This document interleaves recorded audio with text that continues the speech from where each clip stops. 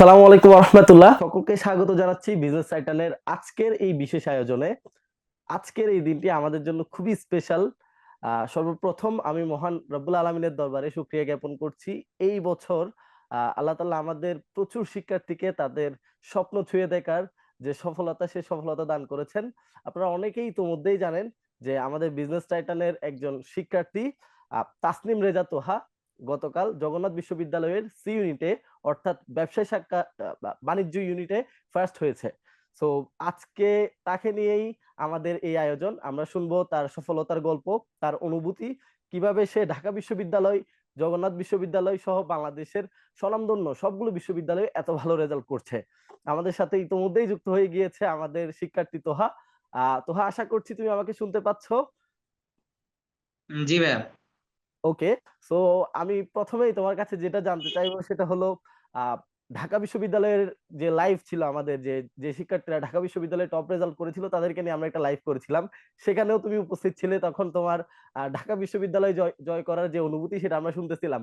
But প্রথম হওয়ার যে অভিজ্ঞতা, ঢাকা বিশ্ববিদ্যালয়ে চান্স হওয়ার পর তুমি জগন্নাথ বিশ্ববিদ্যালয়ে প্রথম হলা, এই যে অভিজ্ঞতাটা কেমন লেগেছিল প্রথম যখন তুমি তোমার রেজাল্টটা দেখেছিলে যে তুমি জগন্নাথ বিশ্ববিদ্যালয়ে ফার্স্ট হলা? জি ভাইয়া, আলহামদুলিল্লাহ অনেক ভালো লাগছিল। মানে প্রথমে বিশ্বাস করতে পারিনি যে এত ভালো রেজাল্ট হবে। তাও আল্লাহ তাআলার অশেষ রহমতে আলহামদুলিল্লাহ অনেক ভালো রেজাল্ট হয়েছে। সবাই খুশি হয়েছে অনেক। এটা তো সবারই স্বপ্ন থাকে যে সবাই অনেক ভালো কিছু করবে, এবং এত ভালো কিছু আসলে আহ, আশার বাইরে ছিল। তাও আলহামদুলিল্লাহ এটা অ্যাচিভ করে অনেক ভালো লাগছে। আচ্ছা, তোমার প্রতি আমার যেটা দ্বিতীয় কোয়েশ্চেন, এই বছর জগন্নাথ বিশ্ববিদ্যালয়ের কোয়েশ্চেন প্যাটার্নটা আসলে কেমন ছিল, তোমার কাছে কেমন লেগেছে? আমরা যখন কোয়েশ্চেন সলভ করছিলাম আমাদের স্টুডিওতে বসে, আমাদের যে টিচাররা ছিল তারা অনেকেই বলছিল যে এই বছর কোয়েশ্চেন কিছুটা কঠিন হয়েছে জগন্নাথ বিশ্ববিদ্যালয়ে। বিশেষ করে কোয়েশ্চেনের সংখ্যা ছিল বেশি, বাট নম্বর ছিল কম। তো সেক্ষেত্রে আমরা এখন পর্যন্ত যতটুকু জানতে পেরেছি যে এই বছর জগন্নাথ বিশ্ববিদ্যালয়ে কাটমার্ক হয়তো 63 কিংবা এর আশেপাশে। সেই জায়গায় তুমি 81 নম্বর পেয়ে প্রথম হয়েছো। এত বেশি নম্বর আসলে কিভাবে আসলো তোমার, বা তোমার প্রস্তুতির ক্ষেত্রে আসলে কোন দিকটা তোমাকে এত বেশি এগিয়ে দিয়েছে বলে তুমি মনে করছো? ওই আমাদের জগন্নাথ বিশ্ববিদ্যালয়ে তো এবছর রিটেন ছিল না। সব 96টা এমসিকিউ আসছিল 72 মার্কের। তো তিনটা বিভাগ ছিল, ইংলিশ, ম্যাথমেটিক্সের একটা ছিল 32টা এমসিকিউ এর, আর ছিল হলো হিসাব বিজ্ঞান এবং ম্যানেজমেন্ট মিলাই হলো 32। তো ম্যানেজমেন্ট এবং অ্যাকাউন্টিং এ তো মোটামুটি কমার্স স্টুডেন্টরা সবাই ম্যাক্সিমাম ভালো পারে, কিন্তু ওই ম্যাথমেটিক্যাল যে সাইডটা আছে ওই সাইডটা ওই দেখা যায় যে অনেকে আছে যারা দুর্বলতার শিকার হয়ে যায় ওই জায়গাটা। তো আমি ম্যাথটা মোটামুটি ভালো করছিলাম, এবং ইংলিশ কোয়েশ্চেনটাও আলহামদুলিল্লাহ মোটামুটি ভালো ইজিই ছিল। আর অ্যাকাউন্টিং এবং ম্যানেজমেন্টে মূলত ভালো করছিলাম। তো আমার মতে ওই ম্যাথমেটিক্যাল সাইডটাই ভালো করার জন্য হয়তোবা আমি এগিয়ে গিয়েছি অন্যদের থেকে। আচ্ছা, এবার আমরা একটু তোমার ব্যক্তিগত কিছু আহ তথ্য জানতে চাই আর কি। তোমার বাসা কোথায়, তুমি আসলে কিভাবে আহ জগন্নাথ বিশ্ববিদ্যালয় কিংবা ঢাকা বিশ্ববিদ্যালয়ে ভর্তি প্রস্তুতি নিয়েছো, তোমার ডেইলি লাইফ কেমন ছিল?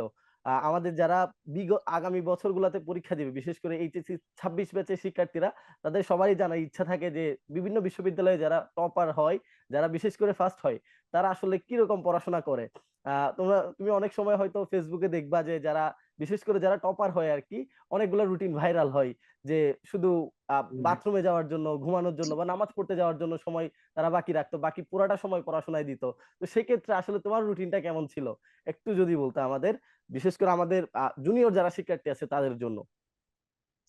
যে আমার বাসা হলো যশোর নওপাড়া। আর আমি হলাম এই অ্যাডমিশন টাইমে খুলনায় ছিলাম। আমি এই যে বিজনেস টাইটান্স এর খুলনা ব্রাঞ্চের এক্সাম ব্যাচে ছিলাম যুক্ত। তো আমার পড়ালেখাটা আসলে একটা টাইম টেবিল বা একটা রুটিন মেনটেন করে আমি চলার চেষ্টা করেছি শুরু থেকে। তো আমিও বেসিক্যালি ওইভাবেই চলার চেষ্টা করেছি যে নামাজ কালামের যে জন্য টাইম ওইটা, এবং খাওয়া দাওয়ার জন্য যত মিনিমাইজ মানে কম টাইম ইউজ করে, বাইরে ঘোরাঘুরি না করে যতটা বেশি পারছি পড়ালেখার মধ্যে থাকারই চেষ্টা করেছি। এবং যেহেতু অ্যাডমিশন পিরিয়ড একটা খুবই গুরুত্বপূর্ণ পিরিয়ড, এখানে তো আসলে প্রস্তুতির কোনো শেষ থাকে না। দেখা যায় যে অনেকেই আছে যাদের প্রস্তুতি আরো স্ট্রং থাকে আমার থেকে হয়তোবা। সো নিজেকে ডেভেলপ করার চেষ্টা করেছি, এবং মেইনলি একটা টাইম মেনটেন করেছিলাম রাতের দিকে। সো রাত জেগে বেশিগুলো মানে যে আইটেম গুলো আমার কাছে হার্ড লাগতো বা কঠিন মনে হতো বেশিগুলো, ওই টাইমে ওই গুলা পড়তাম। এইভাবেই মূলত এগিয়ে যাওয়া, এটা রুটিন মেনটেন করে এইভাবে। আচ্ছা, ঢাকা বিশ্ববিদ্যালয় সি ইউনিটের যে প্রস্তুতি আমরা জানি সেখানে কিন্তু ম্যাথ নেই। আবার জগন্নাথ বিশ্ববিদ্যালয় সি ইউনিটের যে প্রস্তুতি সেখানে ম্যাথ আছে। সো সেক্ষেত্রে তুমি প্রস্তুতি নেওয়ার ক্ষেত্রে আসলে কোন ইউনিভার্সিটিকে টার্গেট করে প্রস্তুতি নিচ্ছিলে? ঢাকা ইউনিভার্সিটি নাকি জগন্নাথ বিশ্ববিদ্যালয়, নাকি একই সাথে মানে অনেকগুলা ইউনিভার্সিটি প্রিপারেশন তুমি নিচ্ছিলে? মূলত স্টার্টিং থেকে বা প্রথম থেকেই টার্গেট ছিল হলো ঢাকা বিশ্ববিদ্যালয় ওরিয়েন্টেড পড়াশোনা করা। ওইটাকে কেন্দ্র করেই মূলত পড়াশোনা করেছিলাম। তারপর ঢাবির এক্সাম শেষ হয়ে যাওয়ার পরে খুলনা বিশ্ববিদ্যালয়ে ফর্ম তুলছিলাম। সো খুলনার বিবিএ তে এক্সাম দেওয়ার জন্য ওইটার প্রিপারেশন নিয়েছিলাম। তো মূলত এই দুইটাই ভালোভাবে এক্সাম দেওয়ার পরে বাকি যে জগন্নাথ যেটা ছিল, খুলনার বিবিএ তেও তো ম্যাথ ছিল। সো ওইটা প্রবলেম হয় নাই। ম্যাথ ওই ওখান থেকে মোটামুটি যেটুকুনি করছিলাম প্র্যাকটিস, আর একটু প্র্যাকটিস করছিলাম, এবং ঢাবি ওরিয়েন্টেড পড়া করার জন্য তো ইংলিশ এবং আমার গ্রুপ সাবজেক্ট বাকি যেগুলো ছিল ওইগুলো খানিকটা ইজি হয়ে গেছিল আমার জন্য। বুঝতে পেরেছি। আচ্ছা, আরেকটা কোয়েশ্চেন, যেদিন তুমি জগন্নাথ বিশ্ববিদ্যালয়ে ভর্তি পরীক্ষা দিয়ে বের হলে সেদিন কি তুমি ধারণা করতে পেরেছিলে যে তুমি জগন্নাথ বিশ্ববিদ্যালয়ের সি ইউনিটে ফার্স্ট হতে যাচ্ছ? বা ওই জায়গায় তো এক্সাম মানে সেন্টার একটাই ছিল, জগন্নাথ বিশ্ববিদ্যালয়।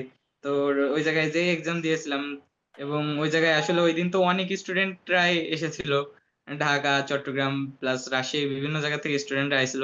তো ওই জায়গায় গেলে বোঝা যায় যে আসলে কতটা কম্পিটিটিভ এক্সাম হলো এই অ্যাডমিশন টাইমে। তো কখনো অত স্টুডেন্টের মধ্যে থেকে ভাবিনি, মানে ভালো হয়েছিল এক্সাম, ভাবছিলাম যে চান্স কনফার্ম হয়ে যাবে ইনশাল্লাহ।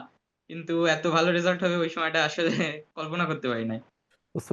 তোমার কি ধারণা ছিল কিনা যে আমি কতর মধ্যে আসতে পারি? চান্স হবে সেটা তো হ্যাঁ, নিশ্চিত জানতা, বাট কতর মধ্যে আসতে হ্যাঁ, পারো আমি ভাবছিলাম, কোনো ধারণা? হ্যাঁ ওই 20 টপ 20-র মধ্যেই চলে আসবো ভেবেছিলাম ইনশাল্লাহ। মাশাআল্লাহ, মাশাআল্লাহ। আচ্ছা, এবার তুমি তো ঢাকা বিশ্ববিদ্যালয়ে জয় করে ফেললা, জগন্নাথ বিশ্ববিদ্যালয়ে জয় করে ফেললা, আলটিমেটলি ভর্তি হবা কোথায়? ওই ছোটবেলার স্বপ্ন তো সবারই থাকে যে ঢাকা ইউনিভার্সিটিতে ভর্তি হওয়ার, আমারও ছিল। তো আমারও টার্গেট ঢাবিয়ান হওয়ার মূলত। ইনশাল্লাহ, আমিও তোমাকে আমাদের ক্যাম্পাসে স্বাগত জানাচ্ছি। এটা একটু দুঃখের বিষয় যে আমি একটা ইউনিভার্সিটিতে ফার্স্ট হইলাম, ওই ইউনিভার্সিটিতে আমি আসলে পড়তে যাইতেছি না।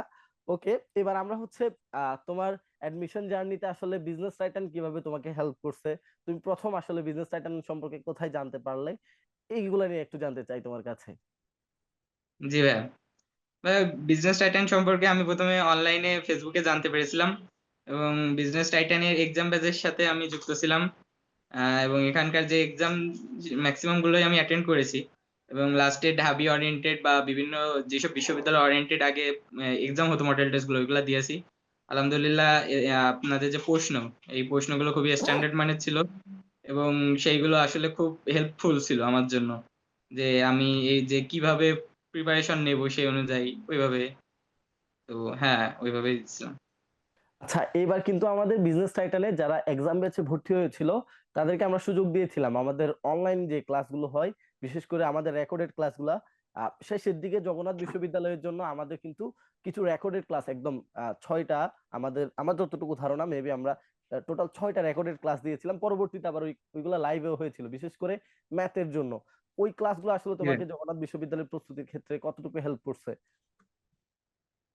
হ্যাঁ ভাই, আসলে টাইম কম ছিল তো হয়তোবা সম্পূর্ণ ক্লাস দেখতে পারি নাই, বাট ওই ক্লাসগুলো খুবই ভালো ছিল, এবং আসলে ওইগুলো আমার প্রিপারেশন আরো ভালোভাবে নিতে হেল্প করেছে।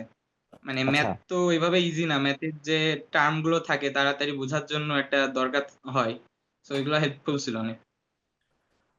ম্যাথের জন্য আমাদের বিজনেস টাইটানের যে 3 in 1 একটা বই ছিল, এটা বিশেষ করে শুধুমাত্র ম্যাথের জন্য না, এটা জগন্নাথ বিশ্ববিদ্যালয়, চট্টগ্রাম বিশ্ববিদ্যালয় এবং বিউপি, এই তিনটা ইউনিভার্সিটি টার্গেট করে আমাদের এই বইটি বানানো ছিল। খুবই ছোট একটা বই, নিশ্চয়ই তুমি ছিল। আমাদের টোটাল 6টি লেকচার ছিল, math, problem solving, analytical ability.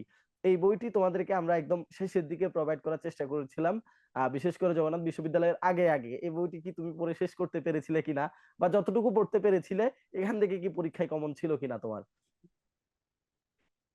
জি ভাই, এবছর তো প্রশ্ন তেমন একটা মানে ম্যাক্সিমাম কমন পড়ছিল, তো সমস্যা হয় নাই, যেহেতু টাইম কম ছিল হয়তো বা ওইভাবে পুরোপুরি ভাবে শেষ করতে পারি নাই। আর আলহামদুলিল্লাহ যেটুকানি করছিলাম ম্যাক্সিমাম কমন আসছে, সমস্যা হয় নাই। ওকে, তো এখনো তো আরো কয়েকটি ইউনিভার্সিটির ভর্তি পরীক্ষা বাকি আছে, বিশেষ করে রাজশাহী বিশ্ববিদ্যালয়, চট্টগ্রাম বিশ্ববিদ্যালয়, এই বিশ্ববিদ্যালয়গুলোতে কি ভর্তি পরীক্ষা দেওয়ার ইচ্ছা আছে কিনা? আপাতত ভাইয়া আমার আর দুইটা ফর্ম আছে, রাজশাহীর এবং জিএসটির। এখনো ওইভাবে প্ল্যানিং করি নাই, কিন্তু রাজশাহীর পরীক্ষা যেহেতু 24 তারিখে এই মাসের, তো ইচ্ছা আছে দেওয়ার, দেখা যাক কি হয় এবার। ইনশাল্লাহ আমরাও দোয়া করি তোমার যে অর্জনের ঝুলি সেটি আরো পরিপূর্ণ হয়ে যাক। রাজশাহী বিশ্ববিদ্যালয়েও তুমি অনেক ভালো একটা রেজাল্ট নিয়ে আসো। এবার আমরা একটু তোমার কিছু পরামর্শ চাইবো, বিশেষ করে আমাদের যে শিক্ষার্থীরা এখন এইচএসসি তে পড়াশোনা করতেছে, বিশেষ করে এইচএসসি 26 ব্যাচ যারা আছে, তাদের অনেকেরই টেস্ট পরীক্ষা দেখা যাচ্ছে, কিছুদিন শোনা যাচ্ছে টেস্ট পরীক্ষা এখন স্থগিত হয়ে যাচ্ছে বা টেস্ট পরীক্ষা শুরু হবে এমন একটা অবস্থা। এই মুহূর্তে তারা আসলে কি করতে পারে? কারণ আমরা জানি কমার্সের শিক্ষার্থী যারা আছে তাদের বেশ অনেকগুলা সাবজেক্টে প্রিপারেশন নিতে হয় অ্যাডমিশন টাইমে এসে। তো এইচএসসি আর অ্যাডমিশনের প্রিপারেশন কিন্তু অনেকটাই সেম বলা যায় কমার্সের শিক্ষার্থীদের জন্য। তো সেই ক্ষেত্রে তাদেরকে তুমি এখন কি পরামর্শ দিবা আসলে, তাদের এইচএসসি এবং অ্যাডমিশন এই দুইটার মধ্যে আসলে কিভাবে ব্যালেন্স করা উচিত, যেহেতু প্রতি বছর এখন অ্যাডমিশনের সময়টা কমে আসতেছে? জি ভাইয়া, আসলে আমাদের এইচএসসি তে যে সিলেবাস, সেটা তো আমাদের মূলত অ্যাডমিশন টাইমে ওইটাই মেনটেন করে চলতে হয় বা ওইটাই ফলো করে চলতে হয়। এবং দেখা যায় যে কিছু কিছু সাবজেক্ট আছে যেগুলো এইচএসসি তে থাকার পরেও বিভিন্ন জায়গায় আমাদের আরো ম্যাথমেটিক বা বিভিন্ন যেসব সাবজেক্ট দরকার প্রয়োজন পড়ে। তো আমাদের তো মূলত আমরা যেহেতু যেহেতু আমরা শর্ট সিলেবাসে এক্সাম দিছিলাম, তো আমাদের টাইমে তো ফুল সিলেবাস কভার করাটা একটু হার্ড হয়ে গেছিল, যেহেতু এই যে ইলেকশনের জন্য খানিকটা সময় কম পেয়েছি আমরা। তো আমার মানে পরবর্তীতে যারা আছে তাদেরকে এটাই বলতে চাই যে যেহেতু তাদের ফুল সিলেবাসই আছে এবং তাদের কাছে কিছুটা সময় আছে, তারা যেন ওইটাই ভালো করে আগে কমপ্লিট করে।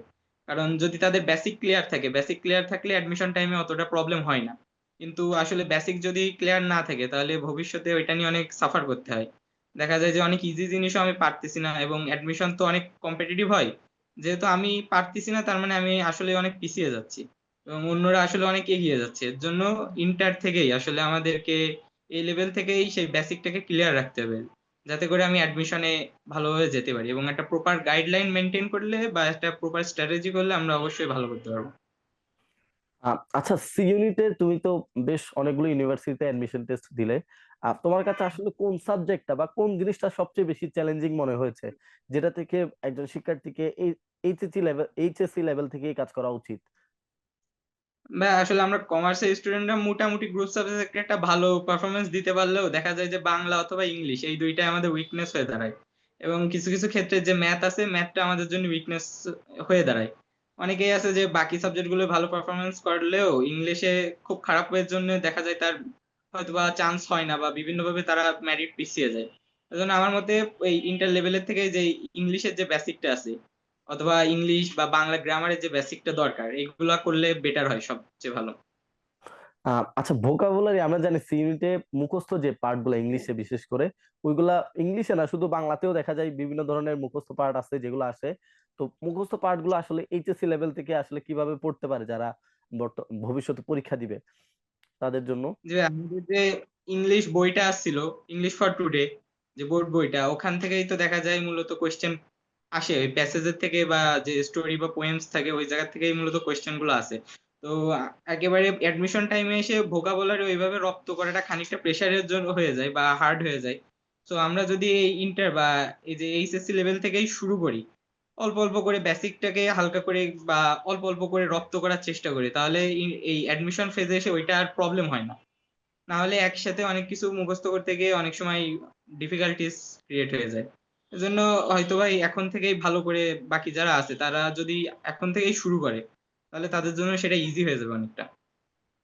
আচ্ছা, এইচএসসি 27 ব্যাচ তাদের তো অ্যাডমিশন বলা যায় বেশ দেরি আছে।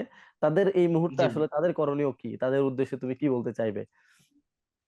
হ্যাঁ, তাদের তো এইচএসসি জীবনের প্রথম শুরু হলো, তারা ফার্স্ট ইয়ারে।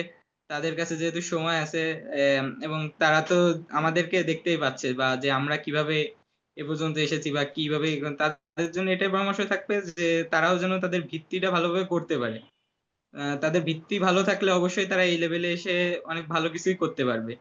এবং এখন থেকেই পড়াশোনা না করলে তো ভবিষ্যতে অনেক সাফার করতে হবে। তো অল্প অল্প যেহেতু টাইম আছে, এখন থেকেই শুরু করলে ভালো হয় আর তাদের জন্য। যারা তোমার মতো জগন্নাথ বিশ্ববিদ্যালয় কিংবা ঢাকা বিশ্ববিদ্যালয়ে টপ করতে চাই, তাদের আসলে কি করা উচিত এই মুহূর্তে? অবশ্যই যারা টপ করতে চায় তাদের তো অন্যদের থেকে বিশেষ কিছু করতেই হবে। কারণ সবাই যদি একভাবেই একই জিনিস করে তাহলে তো আর হয় না। কম্পিটিটিভ এক্সামে কাউকে না কাউকে তো বিশেষ কিছু করতেই হয় ভালো কিছুর জন্য।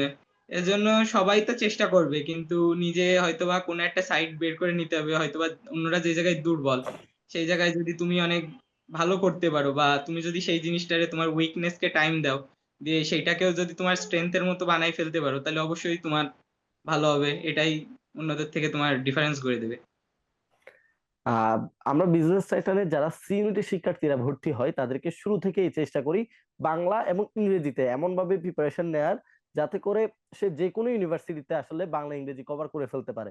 কারণ যেরকমটা তুমি বললা যে কমার্সের যে বিষয়গুলো আছে এগুলো কিন্তু শিক্ষার্থীদের আগে থেকেই একটা ভালো দখল থাকে। তো সেই হিসেবে তুমি খেয়াল করেছো হয়তো আমাদের যে লেকচার বুক গুলো আছে সবগুলো লেকচার বুক খুবই কনসাইজ। আমরা চেষ্টা করেছি আসলে কম ইনফরমেশন দিয়ে, মানে বিশেষ করে যেগুলো রিলেভেন্ট ইনফরমেশন, যেহেতু অ্যাডমিশন পিরিয়ডটা খুবই আহ, মানে ইম্পর্টেন্ট একটা সময়, এই সময়ে এসে যদি কোনো একটা শিক্ষার্থী কোনটা কোনটা পড়তে হবে কোনটা কোনটা বাদ দিতে হবে, দেখা যায় অনেকগুলা কোচিং সেন্টার আছে বা অনেকগুলো বই আছে, এত বিশাল বই যে অ্যাডমিশন টেস্টে একটা শিক্ষার্থীর পক্ষে আসলে পড়ে শেষ করা পসিবল না। তো সেজন্য আমরা চেষ্টা করেছি এবার আমাদের যেগুলো গ্রুপ সাবজেক্ট, ওই গ্রুপ সাবজেক্টের যে লেকচার বুক গুলা সেগুলোতে আসলে যে ইনফরমেশন গুলো সবচেয়ে রিলেভেন্ট সেগুলো রাখার। আহ আমাদের যে বাংলা ইংরেজির যে লেকচার বুক ছিল সেগুলো তুলনামূলকভাবে অনেক বেশি তথ্যবহুল ছিল।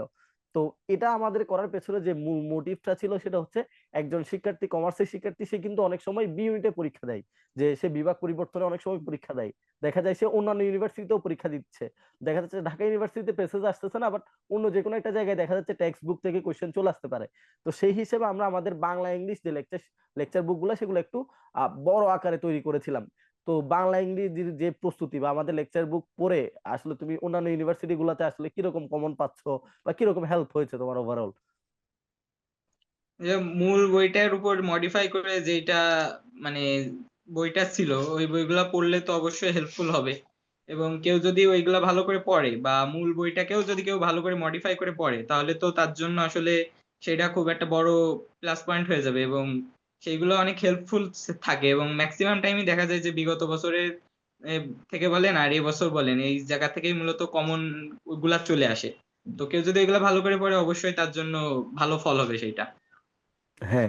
আর তুমি ইতিমধ্যেই জানো যে জগন্নাথ বিশ্ববিদ্যালয়ে আগের বছর কিন্তু রিটেন ছিল, এই বছর রিটেন ছিল না। আবার এই জি। বছর কিন্তু বিইউপি এফবিএস এর কোশ্চেন প্যাটার্নও চেঞ্জ হয়েছে। তো দেখা যাচ্ছে প্রতি বছরই আসলে কমার্সের যে ইউনিট গুলা এগুলার কিছু না কিছু পরিবর্তন আসতেছে।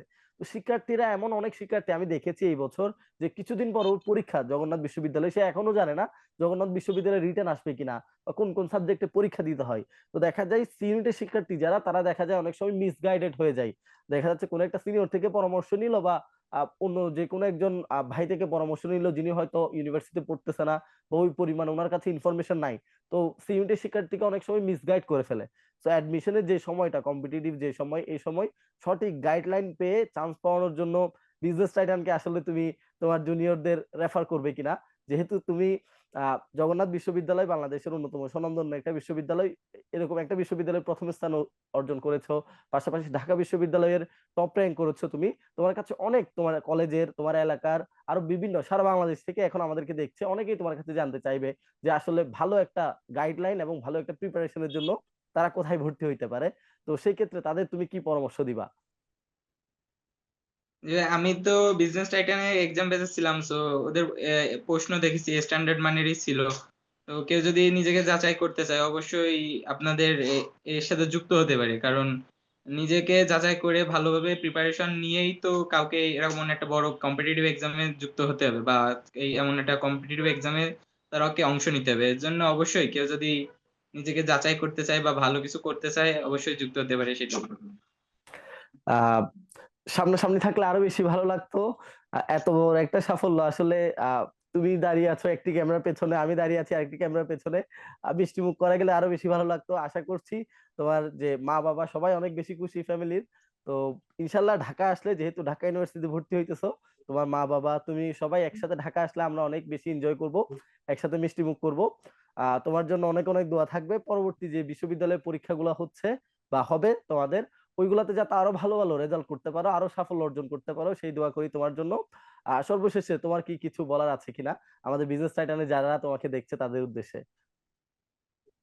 যে সবাইকেই বলবো যেন তারা চেষ্টা করে এবং যে যতটুকু পারে তাদের এফর্টটা যেন বেস্টটাই দেয়। যেহেতু আমি পেরেছি, আমার মতো আরো অনেকেই আছে যারা অ্যাডমিশন যোদ্ধা আছে বা ভবিষ্যতে তারাও অ্যাডমিশন টাইমে আসবে। তো যদি প্রপার চেষ্টা করে এবং প্রপার গাইডলাইন মেইনটেইন করে, ইনশাআল্লাহ তাদের দিয়েও ভালো কিছু করা সম্ভব। এবং হ্যাঁ, ভাইয়া ঢাকা ইউনিভার্সিটিতে গেলে আমি চাই আপনারা সবাই আমার জন্য দোয়া করুন এবং আমার ফিউচার যেন ভালো হয় এবং অবশ্যই আপনাদের সাথেও দেখা হবে ইনশাআল্লাহ। ইনশাল্লাহ। সবাই ভালো থাকবেন, সুস্থ থাকবেন। দেখা হবে অন্য কোনো দিন, অন্য কোনো সময়। সালাম আলাইকুম রহমতুল্লাহ।